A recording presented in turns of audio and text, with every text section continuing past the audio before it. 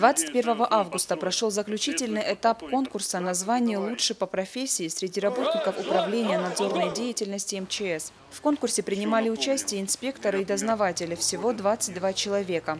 Участников поделили на две группы. Инспекторы по пожарному надзору отправились в математический лицей, чтобы проверить учебное заведение на наличие средств противопожарной безопасности. Что касается дознавателей, то им необходимо было провести предварительную проверку, чтобы выявить причину пожара и составить по ее итогам протокол. Данный конкурс проводится в таких масштабах впервые. Впервые выезжают представители регионального центра.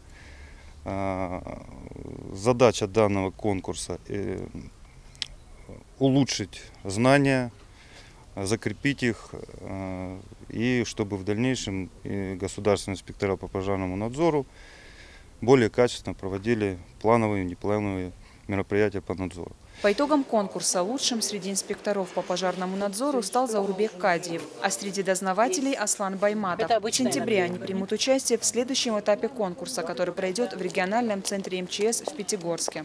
Анжела Засохова, Самоскочев, Осетия ТВ.